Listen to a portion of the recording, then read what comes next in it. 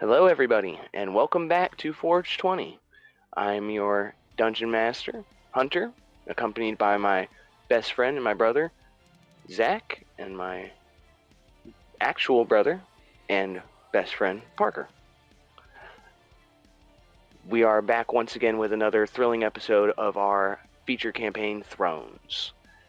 We're excited to be back because we're nearing closer and closer to our goal, which is obviously facing down the White Dragon, but before that, we have things to do. We still have a orc tribe to deal with that's been terrorizing the Storm Coast, and we still need to get back to Fendowen to figure out how we're going to go about a battle plan to face down this dragon.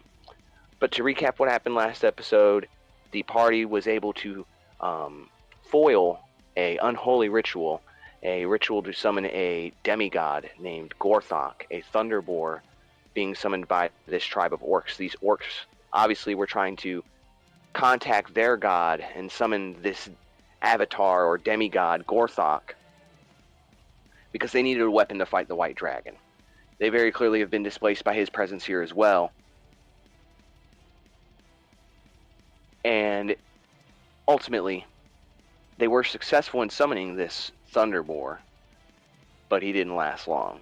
Thanks to the quick thinking of Hathron, Daedalus, and Alastair, Gorthok, as quickly as he came, he went, but not before grievously injuring most of the party and knocking Alastair unconscious.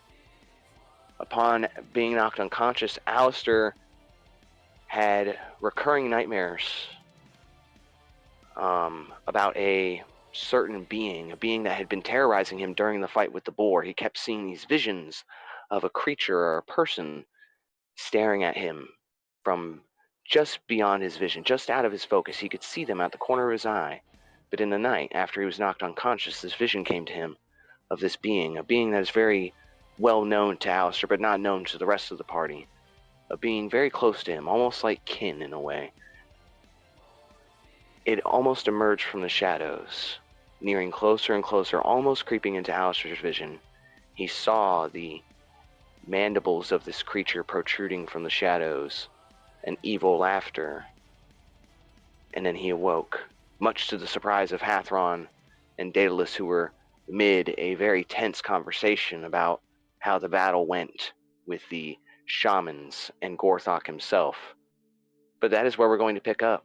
We're going to pick up with Alastair. You are waking up in this moment from your shocking dream. You were just visited by someone very close to you in a way. You obviously are shook to your very core of what's just happened. You've shot up pretty much Undertaker style, just straight out of your sleep, deep breath, gasp. You sit up, you're in a cold sweat, and you look over and you see just on the other side of this campfire, on the other side of your from the opening of your tent, you can see Hathron and Daedalus staring back at you, both very, well, Daedalus less so than Hathron, or more so than Hathron, excuse me. Daedalus looks shocked and concerned. Hathron looks confused more than anything, but you see this looks on their faces. And you hear Daedalus speak to you, Alastair, in this moment. He looks at you with great concern. Alastair, what's going on? Alastair is breathing very heavily in this moment, as he's not even acknowledging Hathron or Daedalus at this moment. There's a cold sweat kind of just dripping off of his face. And upon hearing Daedalus's voice, he turns to him and locks eyes with him. I just had a nightmare, that's all. As you look at him, he's very clearly he's not telling the truth to you at all. He's not even trying to hide it. He just woke up. He's still trying to process what's going on. He's clearly hiding something from you both. What did you see? Alastair stops his heavy, fast-paced breathing for a moment. He looks away from Daedalus for a moment, kind of looking around, trying to see if anybody's watching or anybody's listening. But with his eye, he can't see anything, so he locks eyes with Daedalus and says, I have something to tell you. It's very important. I'm not sure if I've been forthright with what I am. The last couple of days, weeks have been crazy, so forgive me if I'm repeating myself, but I am no wizard, nor am I a sorcerer. I have made an unholy pact, and my keeper is following me. I saw them in the fight with that giant boar.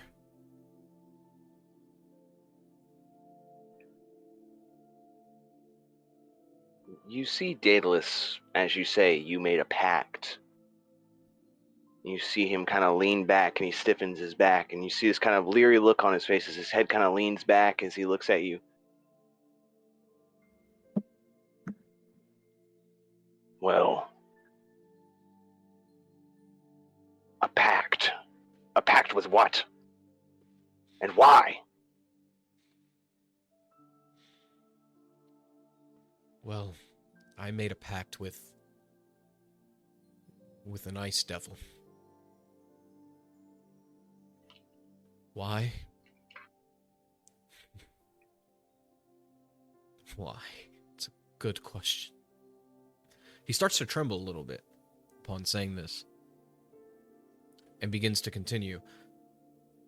Because I let my pride get to my head that I could be a powerful hero like my father, and I could never get the abilities that he was gifted.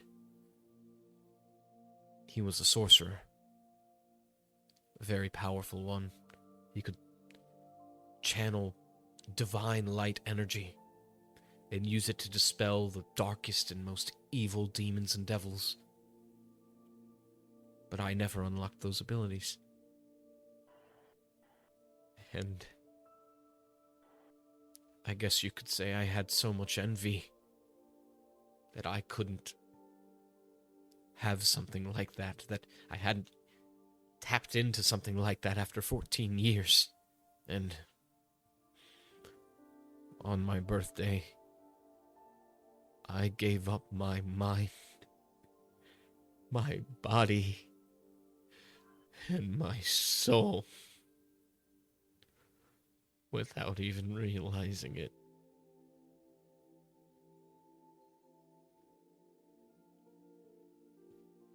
You see Daedalus's eyes are very wide. He is listening very intently, and you can see gears kind of begin to move in his head. Okay, if this is the source of his power, if he gave up mind, body, and soul, he starts connecting pieces in his mind of different things and different moments the two of you have shared in this journey. Daedalus doesn't say anything in that moment, but you can clearly tell that a sort of veil has been lifted from his eyes. He can see more of the truth, maybe not the whole thing. Alastair,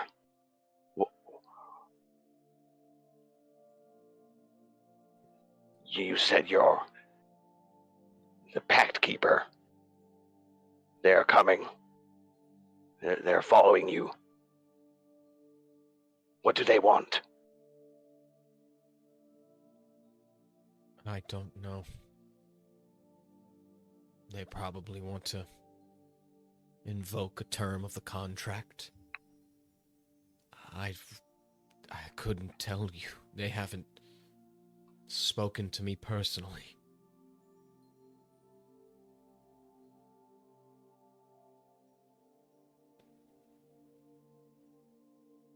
So that's it? You took the coward's way out. Agreed to something you did not understand. And now you weep about it? In this moment, Daedalus jaws dropped. His eyes are wide and his jaw just dropped at what you said. I'm sorry. Go ahead, Zach. You're fine. Alastair clenches his fist tightly. He turns and looks at you, Hathron, with an unbridled rage in his eye. He gets up, and he walks over towards you. Now, albeit you are bigger than him, he intently and with purpose locks eyes with you. How dare you call a naive child who knew no better than what he was signing up for a coward, as you want to slay innocent orcs, women, and children for your own personal vendetta. People who wouldn't kill you if even they had the chance, and you call me a coward. Do it. I see your hand. Do it. Hit me. You sit here, and you pretend that what I do is bad, and that the people I kill are innocent and not evil. I promise you this, I know they are evil. I know they are evil because I am them, and I am full of evil. It festers and screams out to the heavens, begging to be set loose upon this world in a fire the very hells would envy. It gnaws at my skull. I have seen what orcs really are. Either unclench your fist or strike me now. Alastair just upward kicks you in the jaw. He's going to try to. Okay. I was going to have Daedalus jump in. I would like to try to roll a reaction. Absolutely, Is you're the that DM. I didn't want to interrupt anybody. I wanted to wait for him to speak or finish what he was saying and then jump in, but you got to it first. You did get to it first. So I will let the dice decide. Daedalus is going to try to reach out and grab your leg as you reach out to strike Hathron. He's just going to try to stop the kick and then say something. If he doesn't and he fails, and if you hit him, you hit him. Let the dice decide. It won't do any damage anyway. Oh, it'll do damage. If you hit him and you beat that AC, it's going to do damage. 0 bludgeoning damage on my unarmed strikes, though. Let's see. No, you'll do damage because we'll go off your dex. I think that's stupid that unarmed strikes go off of only strength. I kind of agree with you. Well. Because it does for monks. So, but they get like modifiers and stuff, like +2 and stuff. But anyways, trying not to get sidetracked. I'm gonna go ahead and roll. Let's say I'll roll for your AC to see if I intercept it. Fair enough. 14. Okay, Daedalus has a +4. 50% chance. So, to describe what this looks like, Alastair clenching his fist, deadlocking eyes with Hathron, kicks back his leg and starts to lift it up. And you catch it. As soon as you bring that leg forward to go swing at Hathron, Daedalus springs up. He knows as soon as he says do it and you make that face and he sees your fist clench even tighter, Daedalus knows you're going to do it. And he never doubted you for a second with what you were saying. Nor did he doubt Hathron wanting you to do it. So he jumps in. Immediately, Daedalus springs into action. He jumps up, places himself semi-between you, like a little bit off to the side, but between you enough. And as he gets over there, he reaches out. And can you go ahead and roll your attack, by the way? Just roll to see. I want to see what happens. 16. Oh. What kind of kick is this? Is this just like a straight up like soccer style front kick to the face kind of thing? Yep. So as you bring your foot up and you go to meet Hathron's face with your foot, Daedalus places himself in between and you kick Daedalus square in like the just above the nether regions, we'll say. You kick him in like the lower stomach area, kind of teep him right in there. And as you hit Daedalus, you hear, "Oh, enough!" And he shoves Alastair back, and he puts his hand out towards Hathron. Not touching him because he knows if he shoves him, it's on. He knows. He shoves Alastair back a little bit. Not enough to actually shove you, but he just puts his hand on you. Enough! We've been through a lot in the last few hours. But by the gods, I will not have us betray each other, turn on each other in this moment.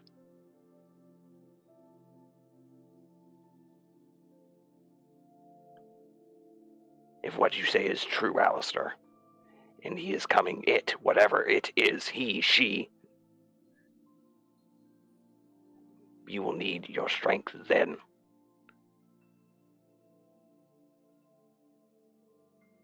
And you are right.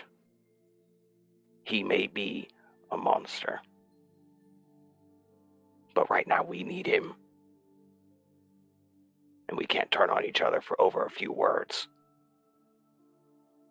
That being said, and he turns to you now, Hathron.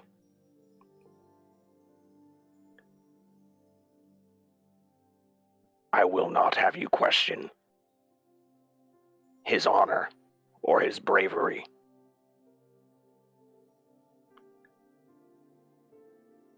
He is my ally first and my friend. And he has saved my life on more than one occasion. He has shown bravery when many other men would have wavered. A naive child, yes, maybe a coward then, but he is no coward now. Something pursues him.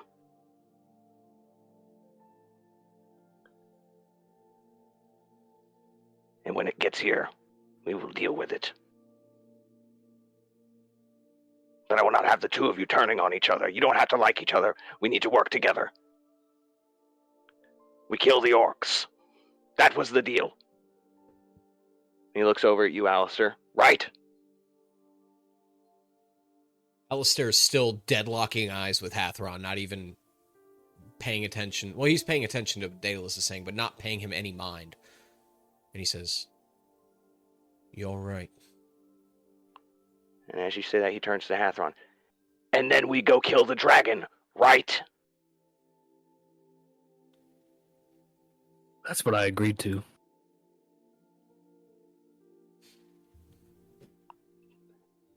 Then this is settled. If you want to kill each other after that, that's fine.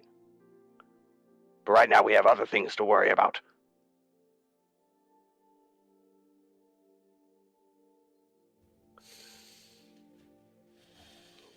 Daedalus then kind of like realizes for a moment that he's like standing between you two, and the rage is still there for Alastair. He knows it's still there. And he can feel Hathron's tension emanating off of him. Hathron hasn't changed. There's a very clear, like, he's calm. Perfectly calm. But as he said, there's something screaming, scratching at the surface, trying to get out. There is a deep, impending doom feeling in Daedalus' stomach when he thinks of the two of them beginning to fight.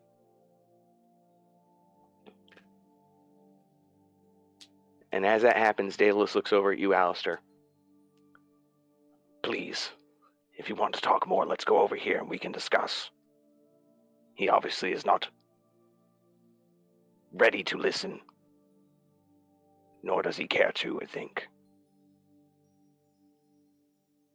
All right. He finally unlocks eyes with Hathron and turns to Daedalus.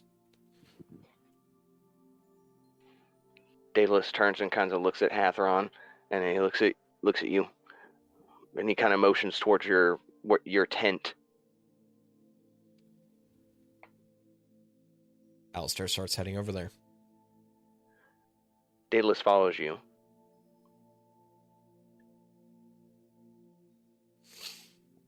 And he looks over at Hathron. What's Hathron doing in this moment as they walk away? Hathron is kind of like tending to some of his wounds. They're like sewing him up and whatnot, and then he's gonna look like he's preparing to go on a hunt to try to get food. He's hungry. Nice. Oh, okay. All right. As you're preparing to go for like a late night hunt, and you seem unbothered by what just occurred, completely unfazed. Would you say that? You seem unfazed? Yeah, for the most part. I'd say he's annoyed because the one of the two people he just met that he kind of liked turned out to be harboring a fucking demon and didn't say anything about it, and so he's like, that's kind of not cool. Because now I've agreed to like hang out with you guys, and I already don't like one of you. Very well. All right. So Daedalus follows Alastair to his tent, and Daedalus takes a seat and actually ends up, he halfway shuts the opening so Alastair can sit behind like a closed curtain, and Daedalus can sit in the open, so he keeps an eye out where Hathron is and what's going on at the camp. Just making sure nobody tries to kill each other in this moment. Alastair, I would be lying if I didn't tell you in this moment that I am questioning a few things. Can you give me a few honest answers and be truly honest? No more lies, no more secrets. At least not from me. Alastair places his hand on Daedalus's... Is he wearing his armor right now? Yeah, he still has it on. Puts his hand on his It's all pauldron. fucked up, but he still got it. Puts his hand on his shoulder pauldron and says, anything for you, my friend.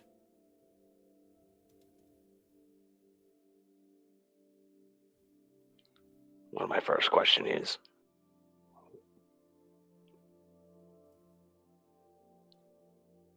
how did,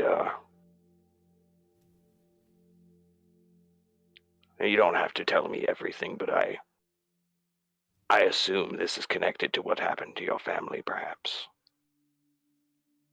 It is. You see Daedalus look down and he nods. He seems very sad. You can see an empathy within him. I'm sorry, Alastair. It's my fault.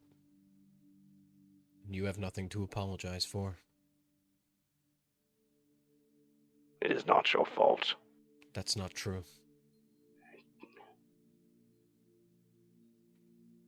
I'm the reason they died.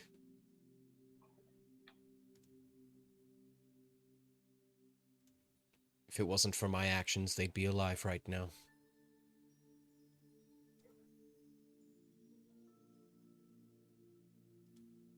But did you know that that would happen when you made that pact? Did you know the cost? I thought I would only give up my mind, body, and soul. I used it as a metaphor. I wasn't being serious. I didn't think this would happen.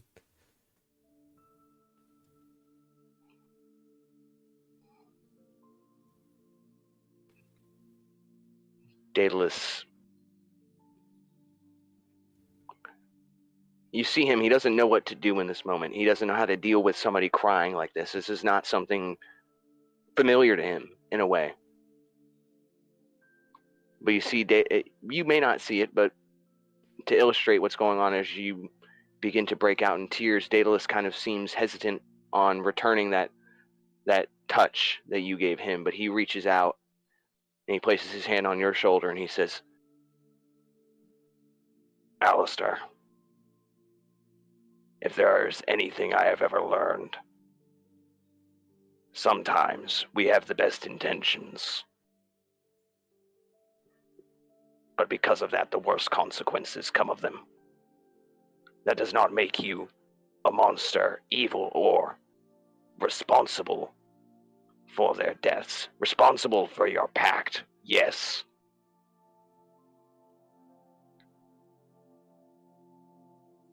But if what you told me is true, that you don't remember what happened to them in those moments, you remember waking up,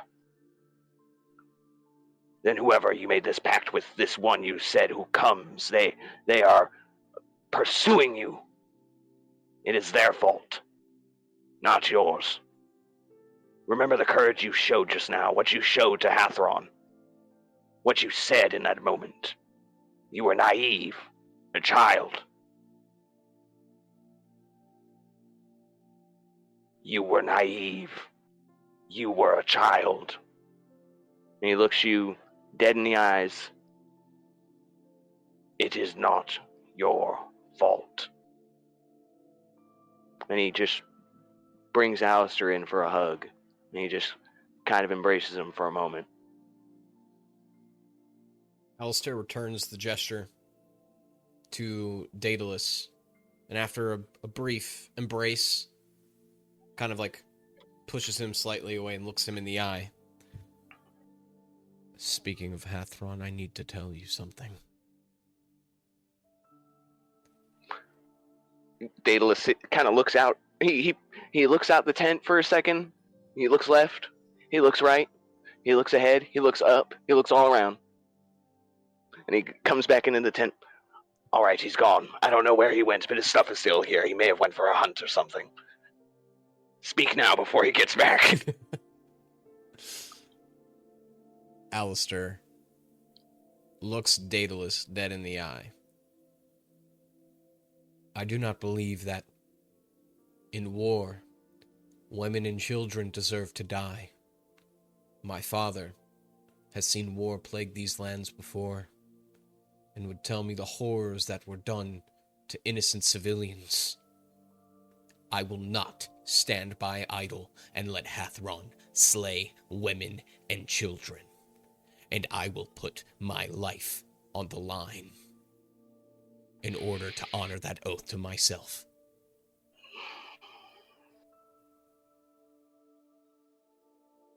So as you say this, you see Daedalus is listening intently. You see a regret on his face as you say that you won't do it. And then you see a look of like, oh shit, he just implicated me now.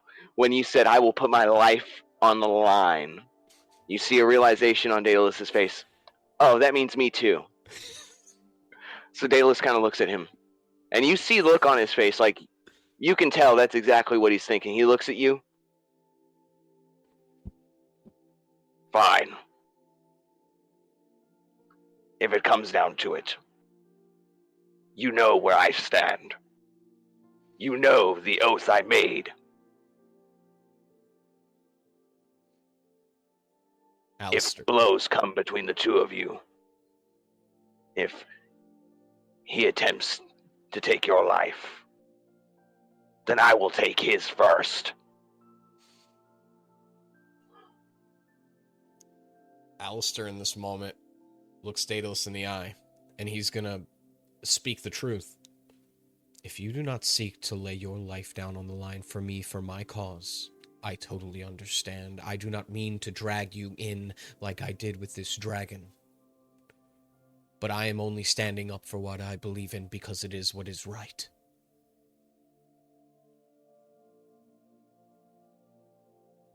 Daedalus shakes his head to the side as if to say no. I will keep my oath.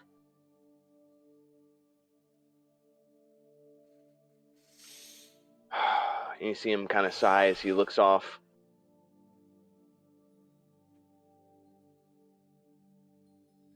This being that pursues you, do you know its name? I do. However, Daedalus looks at you. with devils, if you say their name, you practically summon them to you. Now, he raises a hand in this moment. I would be willing to say his name, but I do not know how he's going to react.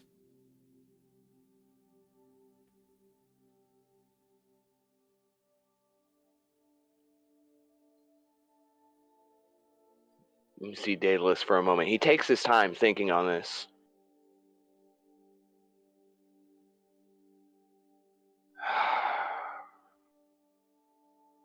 If there was ever a time to practice caution, now is the time.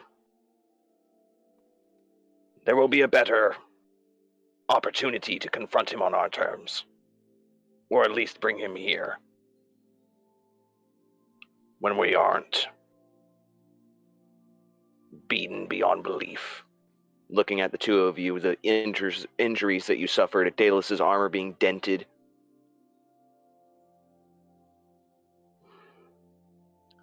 When the time comes, when you're ready, and you're ready to reveal his name, say it. I'm sure there's still many more truths to come out about this, but this was a lot to take in.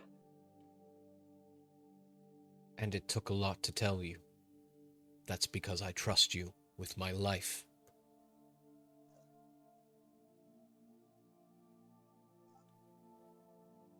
Daedalus nods.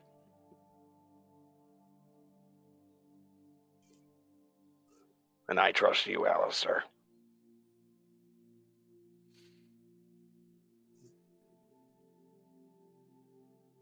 Alastair nods and extends his hand out to shake Daedalus's claw-like appendage. Daedalus's taloned hand reaches out and shakes yours. I have your back. Do not worry. Hathron should be back soon. He's probably getting some form of late-night snack out there. Are you going to get your rest, or are you going to stay up for a while considering the circumstance? Alastair looks around the room, and he's got a little small, like, table that he can easily take up and down that's kind of next to his bedroll. That's like about, if he were to like kneel right in front of it, he could pick it up. There's a book on there, and he grabs the book, and there's an ink and quill next to it.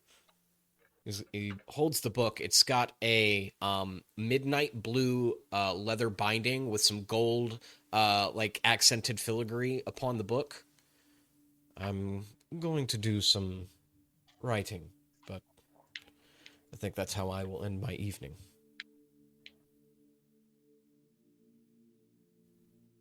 Daedalus kind of takes a mental note of the specific book you're writing in as you head over to the table and make your designated writing and reading area. And as you do this, Daedalus doesn't say anything. He just gets up and watches for a moment, and then he heads out of the tent, barely making a sound. As he does this, he heads towards his own tent, haphazardly put up as it is. Daedalus believes himself to be the only one here at camp. Hathron is gone. Alastair's shut his curtains for the evening on his tent, so Daedalus sees no need in covering his tent for the moment as he begins to take off his armor and begins to sort of prepare for the night's rest. As he does this, he does not realize that someone is watching him in this moment. Hathron, your hunt went very well. You were able to find... go ahead and roll me a survival check real quick, just to see what you got. It went well, but we'll see what you found on this hunt. 10. Yeah. Okay. Middle of the road. When you return, as you return from your hunt, you take note of your prizes, the bounty that you found. You were able to find a fox traveling in the night and kill it very quickly with no struggle, as well as the rabbit it was hunting. So you have 2 animal corpses. You've already thrown them over your shoulder and are heading back to the camp after dispatching of them rather quickly. And as you approach the camp, you see Daedalus exiting Alastair's tent. You see Alastair closing his curtains for the evening, and you see Daedalus head over to his own. But you see Daedalus is not put the curtains down on his tent. He believes himself to be alone. You take a moment and you decide, I want to see something. I want to know. You've had suspicions based off the Dragonborn's hatred of the orcs. It may not be as grandiose and vitriolic as yours, but it is still a flame that burns very, very brightly. The closest thing to yours that you've ever seen towards the orcs. You have a suspicion about something. And as you sit there, you watch as Daedalus takes off each pauldron, each gauntlet, each boot, and finally he takes off the breastplate of his armor. And as he takes off the breastplate, you see a very specific branding on his chest. You see on Daedalus's body, wherever a normal undergarment shirt isn't, or wouldn't be, or would be, excuse me. So pretty much t-shirt area, maybe half sleeve, all the way down to his ankles. You see burn marks. You see scarring on his scales. What is golden on his face and on his taloned hands and then on his feet, you see that the scales are not gold. They are dulled. They are burnt. They are ashen. You see scar tissue where scales should be. And as you watch Daedalus, you see a very specific mark, a branding on his chest. Can you go ahead and roll me a history check with advantage? Okay. It's the first So one. roll it again. Okay. So with a 16, Hathron, you can't tell specifically what this brand is, but to your knowledge, you know that orcs, when they take prisoners or they claim a slave, they are branded, they are marked. Each individual tribe has their own markings, their own system of markings, but universally they are more or less the same. But the mark you see on Daedalus, you can tell this is very specific orcish branding, similar to the others, but this one is unlike any you've ever seen. You've dealt with many different tribes, and you've killed many different orcs with many different marks and their prisoners. But you see that mark, and you know it has something to do with some form of, I would say, ritual. But that is all you can decipher, that Daedalus has the marking of a slave, and more specifically that marking has something to do with some form of ritual.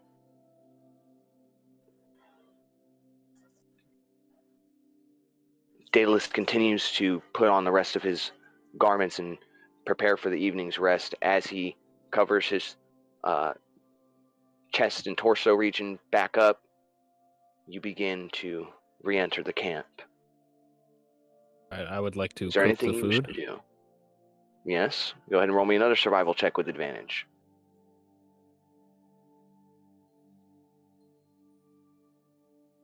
I just want to see how good this meal is. Oh, thank God you got advantage. There we go. Oh, nice. That's a good meal right there, brother. It's a fucking 5-star meal. 5-star meal for a 5-star man.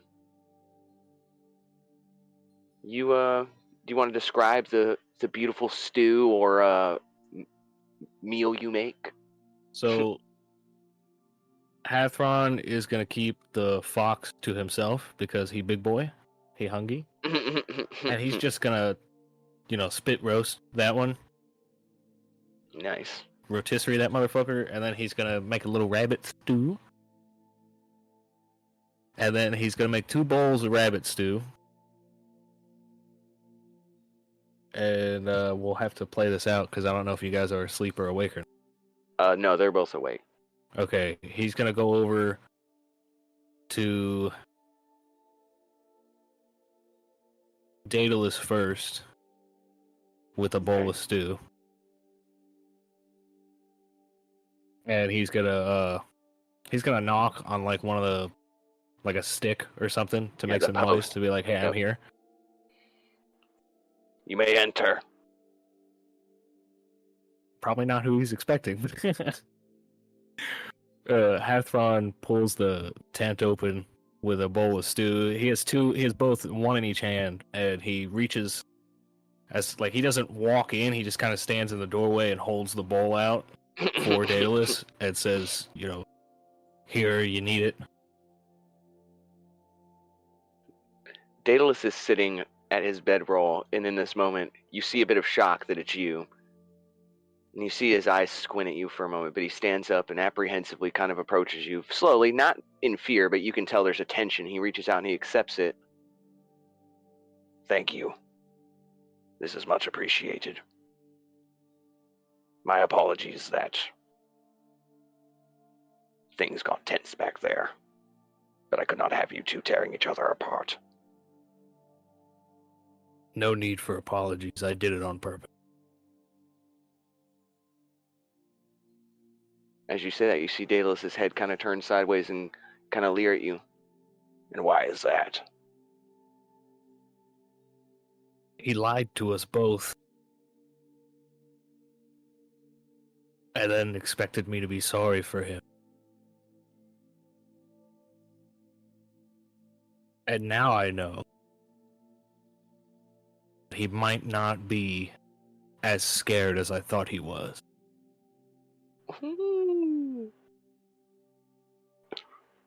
Enjoy the soup. Daedalus nods, acknowledging that you have another bowl of soup. He can tell where you're going with that one, but he trusts you. He takes the soup and he sits down. Hathron, obviously, after saying enjoy the soup, backs away and heads towards Alastair's tent. He doesn't even know. He's gonna think it's fucking Daedalus. Oh, come in. Scared as fucking thing possible. He's gonna turn around and see Hathron like a serial killer, like Michael Myers, bringing you a bowl of chili. He knocks on the post. Daedalus, you can come in. Hathron pulls the tent open and takes one step inside. Alastair closes the book he's writing in immediately. Oh, it's you. He places the book back on the table it was found when he was speaking with Daedalus. I made soup.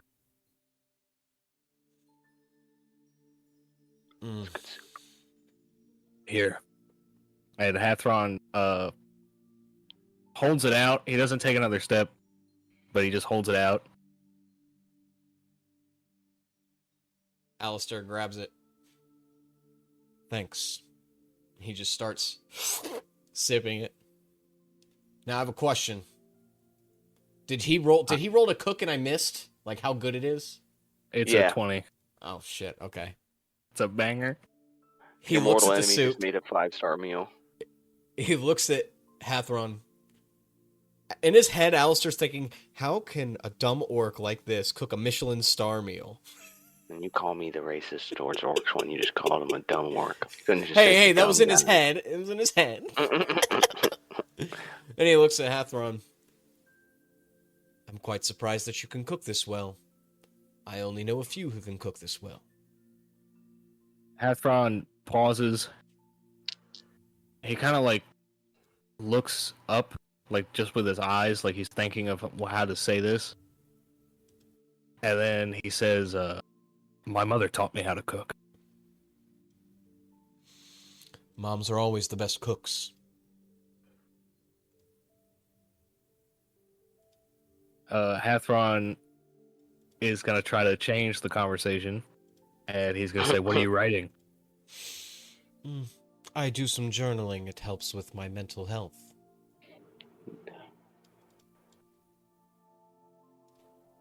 Cool.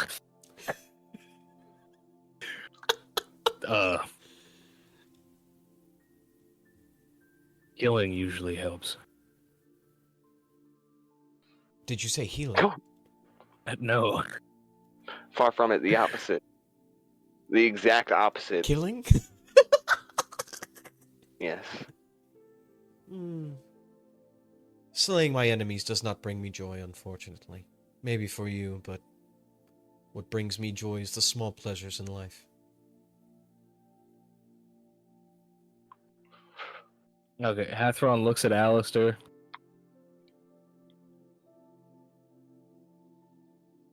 And he starts to he tells him enjoy the soup and put this in your journal.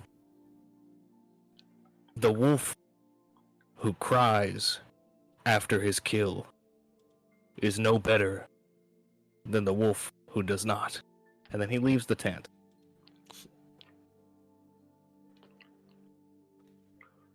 Alistair sips on his soup, places it on the nightstand, I guess we can call it.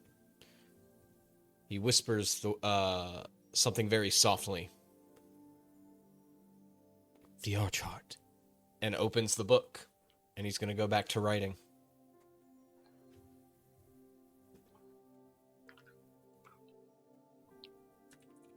With that being Hathron's gonna said- sleep on a log outside. He sleeps under the stars. No tent needed. Anybody want to do anything else before we wrap up the evening? Meaning this night, not the session. I'm good. All right. So, with that being said, you all retire for the evening. Hathron, you sleep like a rock.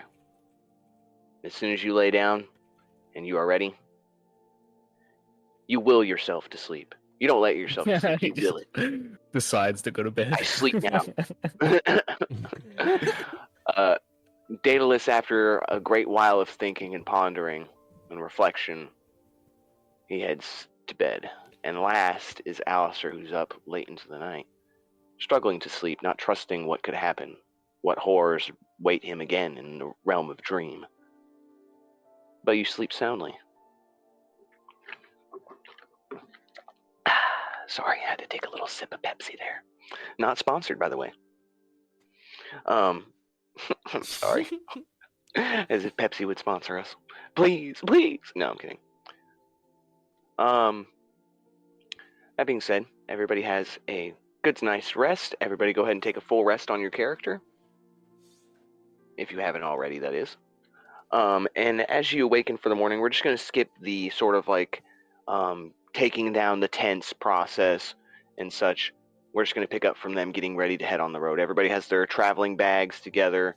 Everything's packed up, and you guys have your morning breakfast and begin to head towards your next location. Which, speaking of, Daedalus and Alastair have no idea where this is. So Daedalus is going to look at you, Hathron, as you guys are finally getting all your bags kind of thrown over your shoulders, and you guys are getting ready for the travel. Daedalus cracks his back and kind of rolls his shoulders back a few times. So, Orcsbane, where to next? Their leaders, you said they had a base of operation of some kind. The Tower of Storm. Daedalus does a double take. The Tower of what? The Tower of Storms. Daedalus looks at Alastair, and you see this look at his face like, what the? Like, what did we just get into? And he looks over at Hathron. You're telling me they have a... Is it a metaphor? Like it's not actually a Tower of Storms, or is this... I think it's a tower near Storm. Oh, thank the gods. They've made this their base of operations, their home. Yes. Their chieftain is there, and along with him is any breeding female he could find, all of his children, his highest ranking fighters, and probably rank and fodder behind them.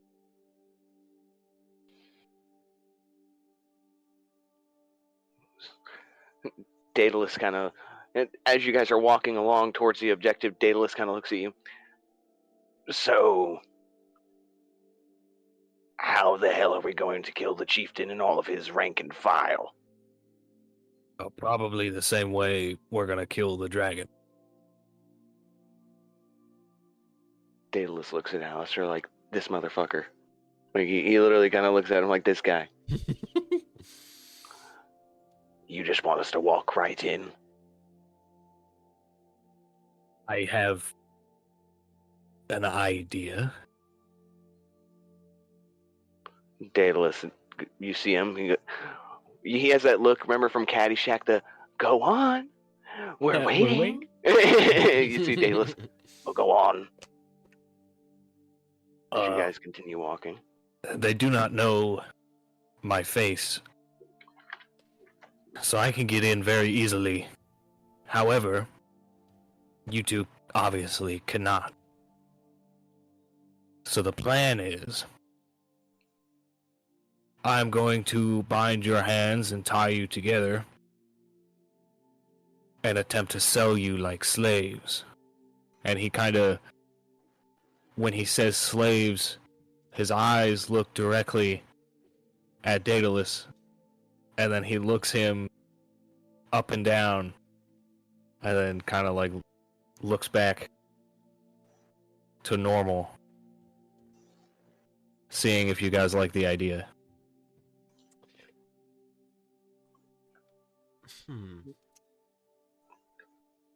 Alastair strokes his chin for a moment. Well, luckily I can bring in a weapon without having it physically on me, since it's my packed weapon, so I'm game. We just have to figure out how we're going to get our bindings free.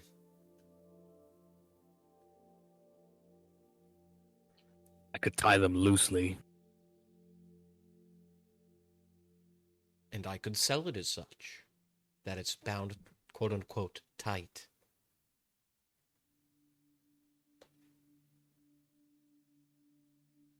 We could. It won't be hard to trick them into thinking you are slaves for sale.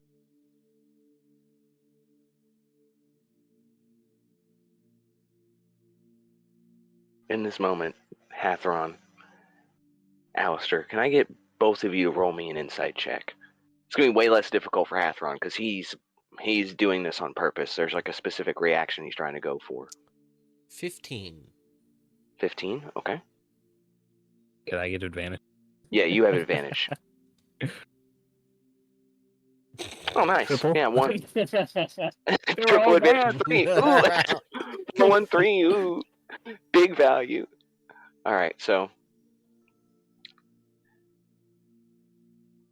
Hathron, you don't quite see it like Alastair does. You do see that Daedalus is indeed staring at you. He has not said anything since you looked at him in the eyes and said that. He is staring at you with intent.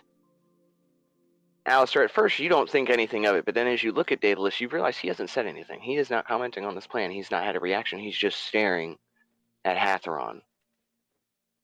You get a look at him, and you can see his hands are not quite shaking, but you can see he's got a bit of a tremor to his fingertips, as if he's in shock, in a way.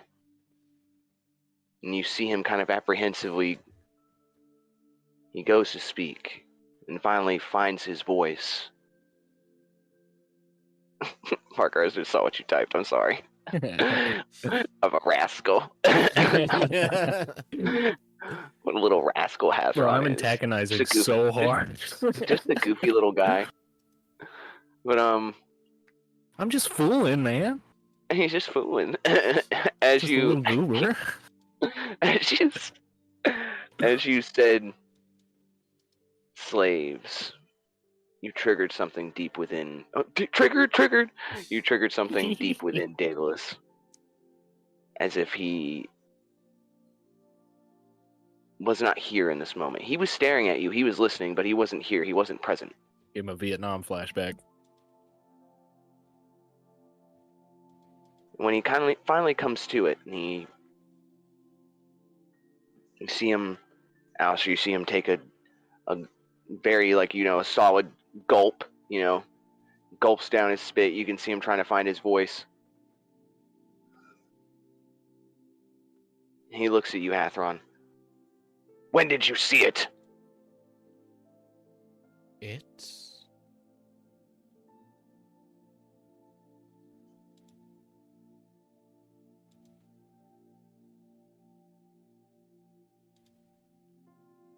See what? You see his lips begin to curl, his lower lip going up towards the upper. You see this look of anger on Daedalus. And Alastair, this is the first time you've seen him angry outside of those orcs that tried to ambush us at the temple. You see a legitimate look of rage on Daedalus's face. Do not play coy with me, Orc's Bane. You know of what I speak. When did you see it?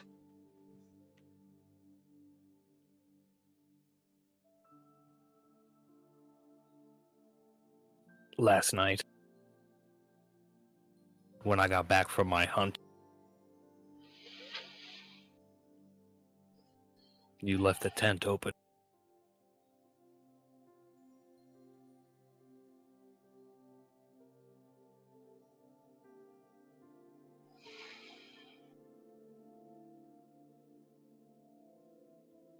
Daedalus looks down. He looks away for a second. He looks back at you.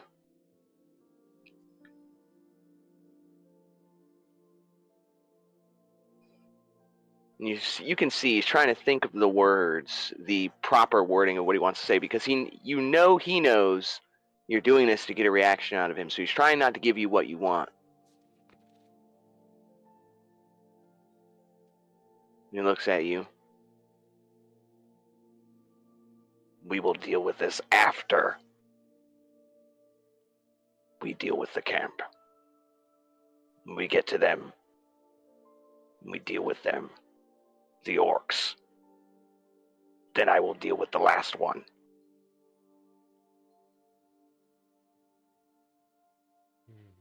And you will not be putting me in any bindings. And I would sooner rather be skinned and flayed and scalded and burned than give up my sickle.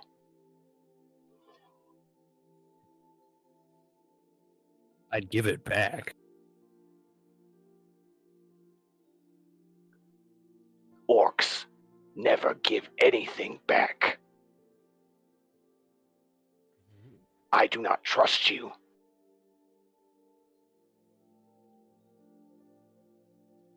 We will Funny. go there, and we will fulfill our oaths to one another. You don't trust me. One of you lied about a demon. And the other one hid the truth.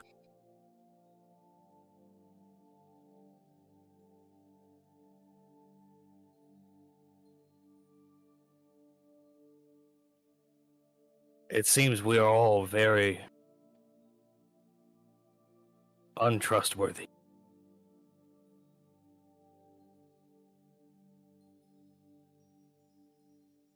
What would you have us do to get into this camp?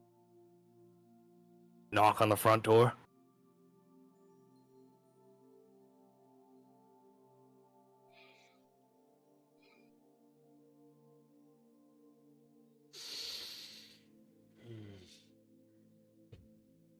What about if you say you have a partnership with Daedalus? That you all are going to both sell me into slavery to these orcs? A compromise, if you will.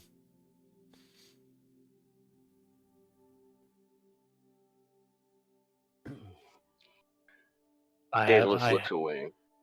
I have something. If the first plan is a no-go because it would put a stain on your honor. Put me in the chain.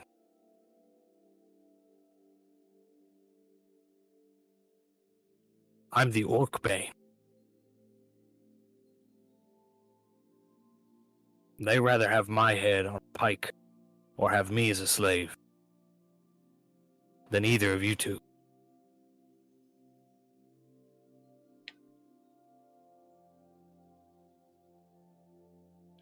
They would rather slaughter the both of us than deal with an elf and a dragonborn selling an orc. They'd just kill us both and take you. I may be angered, but I am not blinded by my rage. You are right, Hathron.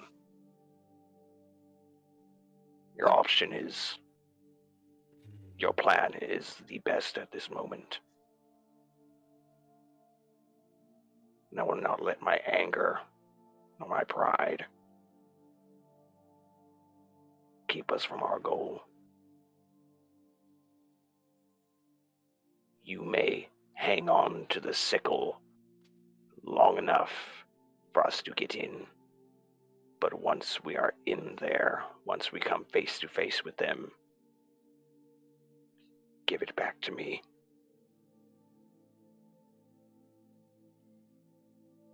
All you'll need to do is pick it up. I will do more than pick it up, Orc's Bane. I will not leave you in chains. This is not my way. They'll have many defenses at the tower. We've seen your way. You don't take prisoners.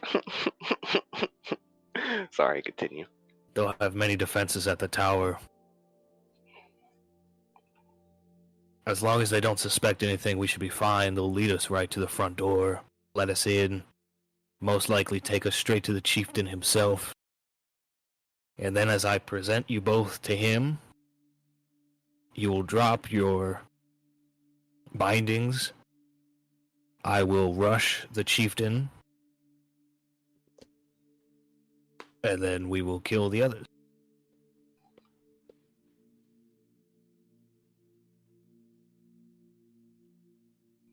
As he says the others, Daedalus looks at you, Alastair, and you can see on his face he's reassuring you. Like, you can see a look on his face like he ain't killing no children and no women. At least, that's what, he believes. But he looks at you, Hathron, and he nods. Let's just get on with it.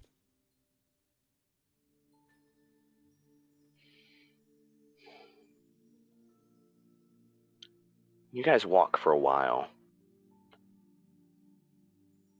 And as you're walking, Daedalus kind of looks over at you, Alastair, and I'm going to do an insight check. I want to see how you feel about what just happened. Daedalus is trying to see if you're mad at him for the what he's hiding. He's trying to get a feel of your behavior in this moment. Okay. Roll an insight check, and I'll tell you what information you can get based off your roll. Okay. Go ahead and roll real quick. 14. Okay. So, Alastair, while you guys are walking down the path, he kind of like occasionally, you're on his good side, right? Like where he can see. Hathron is on the bad side, even though he would prefer it to be the other way. But he's kind of like, he looks at you at the side, and you see this like look of empathy in his eyes. Like he's like relating to you.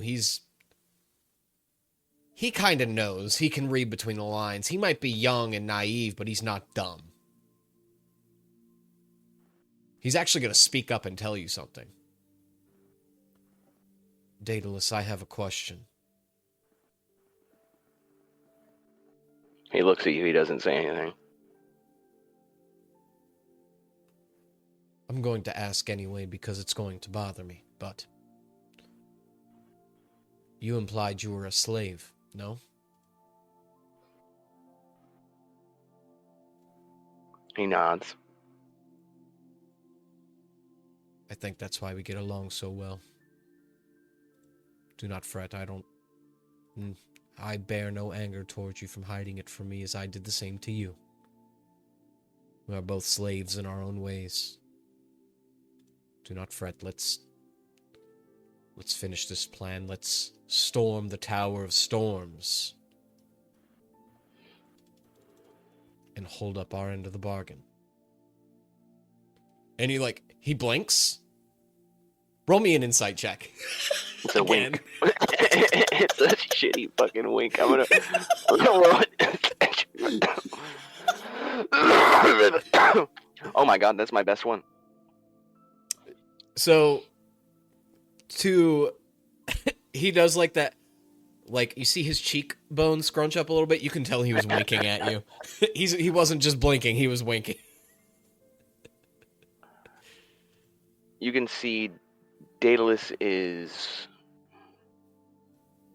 You see a slight smile to him when you say that you're not mad that but you relate to him in that way. That we are both slaves. He can I perception check your convo? Yeah. You can hear. I mean, I don't think Alastair's hiding anything. Yeah, you can hear. Okay, you can cool, jump in if you want. I wanted that to be quiet because I didn't know what the answer would be.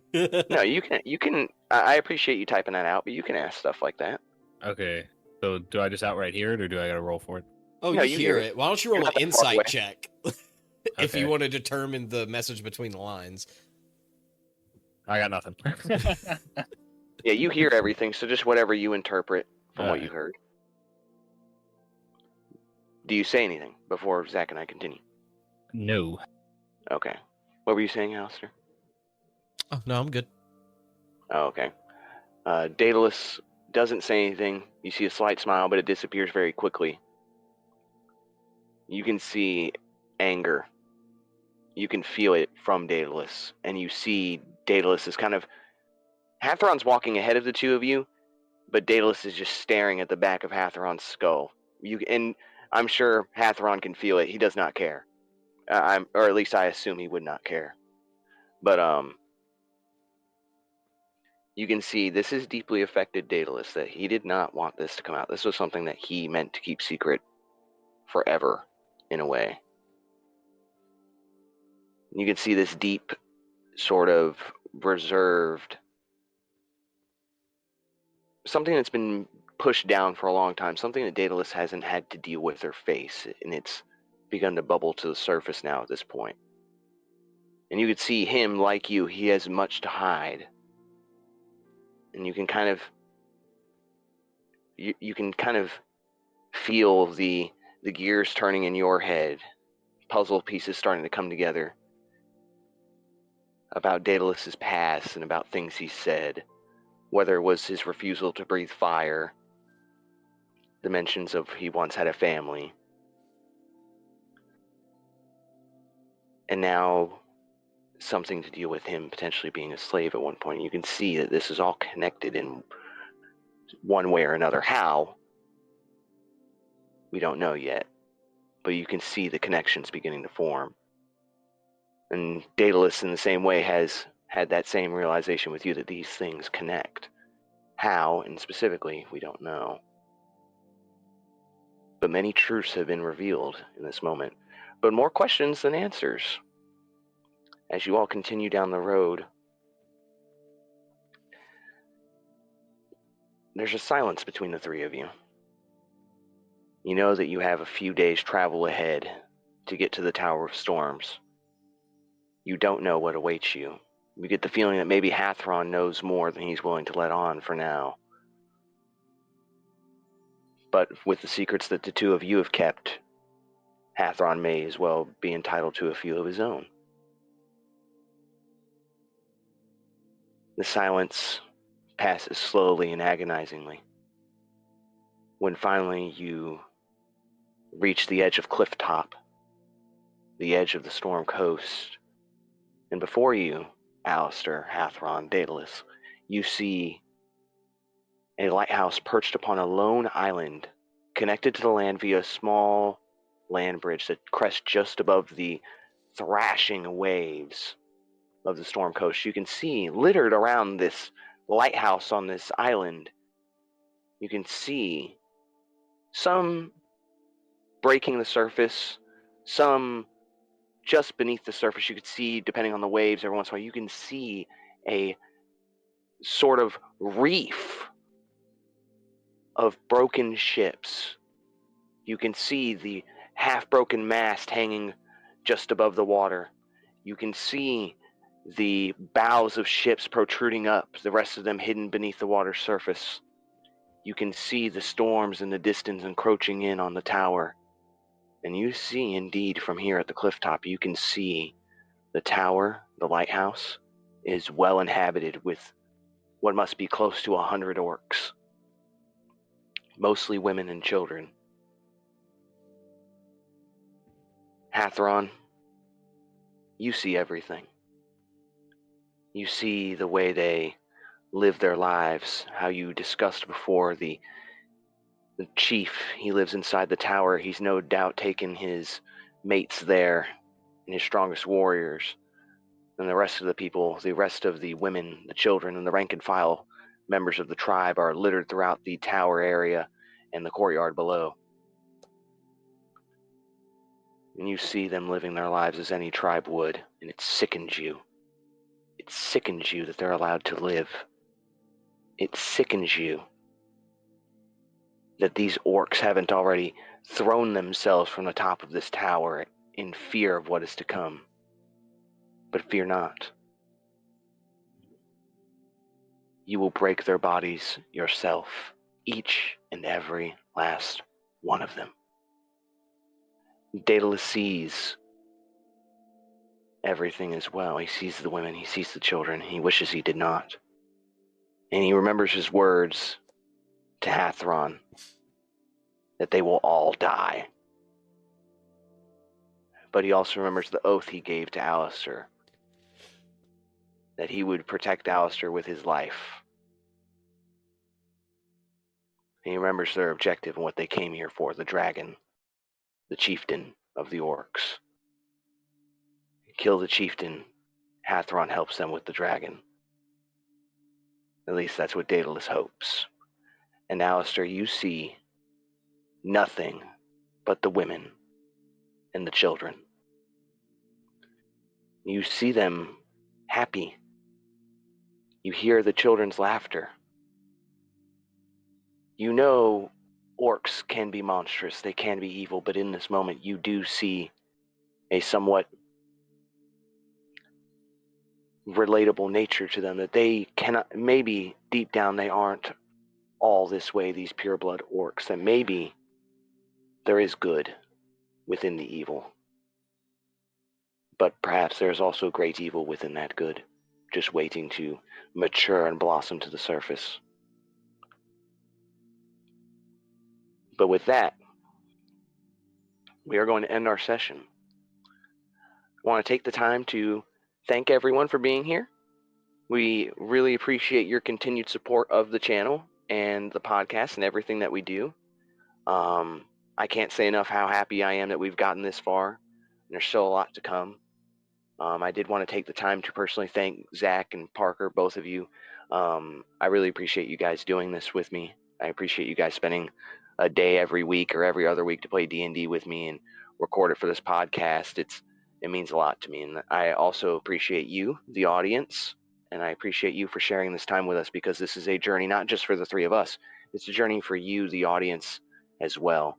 We're bringing you along with us, and although you may not be here at the table with us in this moment, we do feel you here in a way, because we are sharing this experience with you. It's not, to me, it's not a campaign, it's a shared story where we can all sort of lose ourselves in that moment and escape the reality that we all live in. But before I get too philosophical or deep, thank you guys for listening, and thank you guys for playing with me. With that, I'm just going to want to thank our Patreon supporters once again: Melanie Droz, Melanie Cocciolone, Anakin Groce. We love all three of you. And of course, a thank you just in general to all of our listeners. And we will be seeing you next week with Tales of Lodranth, and then picking up back with Thrones. So with that, we're signing off here at Forge D20. I hope y'all have a great night, and y'all take it easy. Take it easy. Take it easy.